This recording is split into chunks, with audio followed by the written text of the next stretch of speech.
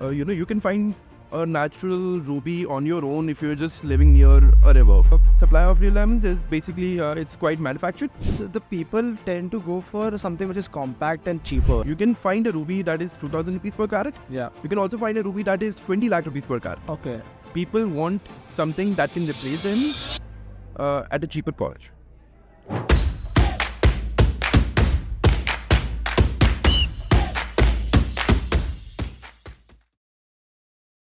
Welcome to Jewellery Insider with Shan Chawla. We dive into the jewellery world with industry experts. Today we have with us is Karan Motwani from MK Jewels.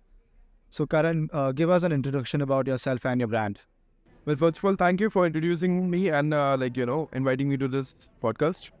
MK Jewels is a brand that has been here since now 25 years. That's amazing. The coming months we'll be celebrating our 25th anniversary, and Wow. when Free I diamonds.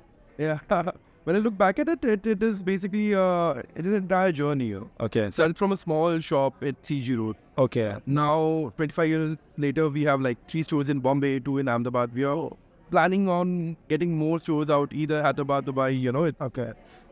It's an endless era. That's amazing. So we started with normal. We start very normally as every jeweler does. Okay. But slowly and gradually, we found our niche.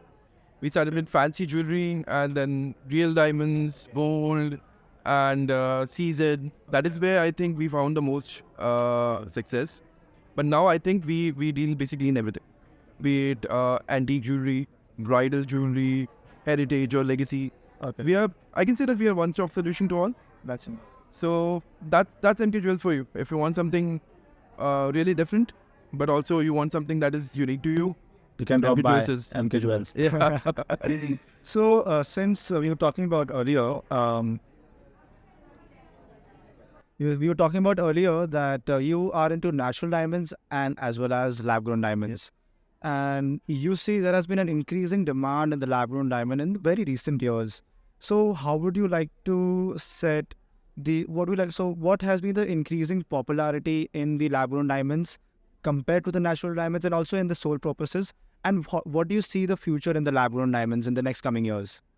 Well, honestly, I think people have been very curious because this is a concept that is newly introduced to India, although it is a concept that was introduced to the world quite some years ago. Okay. Now that it has come to India, people are experimenting with it. Okay. I see people always come to me and they are like, how will people know if I'm wearing lab-grown or natural diamonds? Okay. And I always say that there is basically zero difference. Okay. But I think it will take some time, although it will not replace the entire market, but people will, make it a small part of the market and it will have its own corner. Okay. So I wanted to know, for example, I buy a natural and a lab-grown diamond and I crush both of them in a 10,000 kg stone with the lab-grown diamond break. Diamond wouldn't, but a lab-grown would break. So because let's just say that, there's an example that I like to give to my clients. Let's say I present to you a 5-year-old boy, right? You don't know anything about this boy. Okay. Would you be able to determine that if he is a naturally born baby or a test tube baby? Okay. You would not be able to know. But we have seen again and again, there are no particular differences. Okay. Same goes for lab-grown and real diamonds. There are no, chemically, physically, strength-wise, luster-wise, shining-wise, there's zero difference. Okay. I used to work with one of the diamond assorters. Okay. That has been in this industry 20 years. Okay. 20 years he used to every day sort through carats of diamonds. Just for my satisfaction, because this was a concept that was new to me also. Okay. I got a solitaire that was a lab-grown piece and I got a solitaire that was a real diamond. And then I showed him like, oh, can you just tell me the quality of these diamonds? And without a blink, he was like, oh yeah, they're not both natural diamonds. And this is VVS1, this is GH color, this is FG color. Did you get it that one was lab-grown? I was like, no, I didn't. So that day I was like, yeah, there's something that can be done with lab-grown diamonds, yes. So, Karan, as I see in the overseas market, for example, the West, there has been a growth for sustainable and, something like ethically sourced jewelry, which people go for. Like if for example, in US, you tell them there's more organic for a fruit or a vegetable, they tend to buy more. And do you think that's happening for jewelry in the West? And is it going to happen in India as well? Well, honestly, India has been a very different market in many ways to the West. In India, a lot of, although it's an emotional market, Yes. but our emotions are different. Right. Like in the West, lab-grown diamonds are sourced as, they are good for the environment, they're ethically sourced. Although I have not seen that much of, concern here in India in my own personal experience. People want something that can replace diamonds at a cheaper cost. In India, cost has always been the biggest emotion Okay. for any and everything. True. That's very true. So just an example, these days I've been seeing, so what Pepsi did, okay? Pepsi used to sell those 40, 30, 50 rupees bottle and those 80 rupees bottles. But now you see the trend has changed into those 20, and even those 40 rupee bottle is for 30 bucks. They give it around 400 ml or something like that. Just because the people tend to go for something which is compact and cheaper, even though it's going to be expensive and at the end, but it's 20 bucks. So they tend to spend for fast money.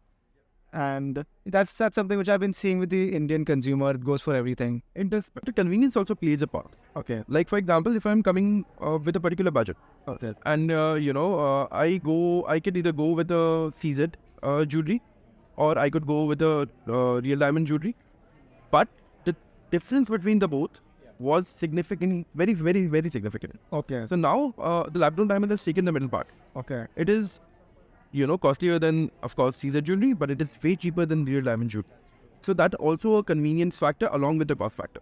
So people who wanted to go for those designs can now. Okay. And if that, I've seen people who used to buy real diamonds all throughout. Like, we have generations of families that come to us, for buying jewelry. Okay. But now the newer generation, I see kids teaching their parents, like, oh, this is the same as, natural diamond. We should just go for it. Increase our budget for the gold or more jewelry. That is one of the biggest reasons that I've seen people go for lab grown, because they can, if they were just going to buy real diamonds and natural diamonds, they can now, replace certain part of that with lab grown, and they can still buy more. Yeah. So that is also a factor that I've seen. That's true. But other than that, I think both the things have their market. That's Some people who are purists will always go for natural diamonds no matter what, That's true. even if it's not their budget. And some people who are just, like, I just want something that looks like a diamond. Okay. And it is just for me. It is not for other people. So I can just go for lab grown diamond. That's fine. Okay. That's amazing. So, Karan, one thing I would like to know, okay, since even though you feel that there is a different segmentation of lab-grown diamonds and natural diamonds, one thing that I've been confused about, do you think since there would be no, like, a lot of difference between a lab-grown and natural diamond, maybe people will be hiding wearing their lab-grown diamonds and telling them as natural diamonds, okay, as there are no differences. So do you think the prices of gemstones are going to shoot because now these gemstones are being made naturally, and at least in India there is no innovation how these gemstones can be made in the lab? Do you think gemstones prices are going to be higher and it's going to be more scarce compared to natural diamonds as a competition with lab grown diamonds? But I'd say that gemstones do not have that luxury.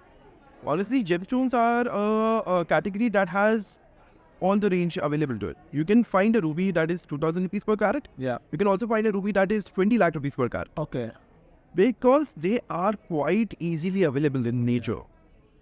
Natural diamonds are also quite easily available in nature. It's just that the demand is sort of, there's a mafia that controls their supply and whatnot. Yeah. But then again, nobody has, monopoly over natural gemstones. They just found, you can find a natural ruby on your own if you're just living near a river, or you can find an emerald on your own, because they are very easily available. What differentiates them is how clear they are, what luster there is, and what quality there is. That is going to be a differentiation always. But I don't think they're going to enjoy the luxury of real diamonds, where it's like their prices can be artificially manipulated. Okay. Or people would be like, oh, if I want to buy a ruby, I have to make a budget. Okay. Because honestly, real diamonds, some people can know the difference between a VS and a VVS. Okay. But rubies, it's Hard. Yeah, it's not hard, but people are far apart, lower and far apart in that. So let's consider. Okay, I know there are both different segmentations, lab-grown diamonds and natural diamonds. Let's take it as a one diamond. Okay, so now in the market, lab-grown diamonds. So diamonds have good amount of supply because of lab-grown diamonds. The supply is higher in the lab-grown diamonds.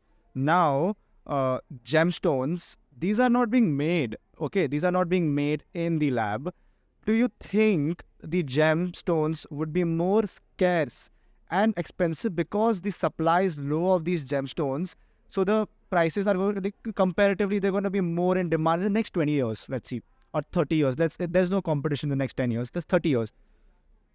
Honestly, I don't think so.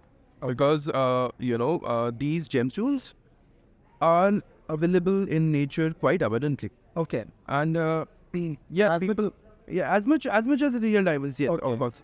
I'll say that the supply of real diamonds is basically it's quite manufactured Okay. and it is quite controlled by a certain company out there in the market. But then again, I would say that natural diamonds are one of the most commonly found, naturally occurring substances in the world.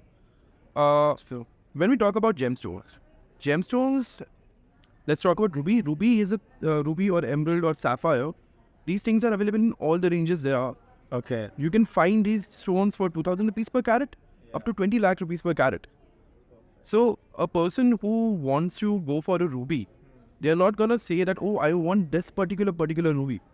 They're just gonna say, oh, I have to buy a ruby. It's according to their budget. So it's going to be, so when somebody asks me, Karan, I want to buy a ruby or I want to have a ruby on my ring. Maybe my pandit said it so or whatever. Yeah. They ask me, what should be my budget?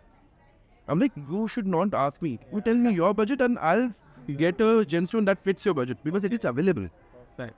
It is totally available in the market. That's amazing. Any budget you have, a gemstone is available. I'm telling you. So I don't think so it's going to have the luxury of real diamonds where it's just scarce and it just shoots up in price. Okay. It's always going to be the same. Perfect.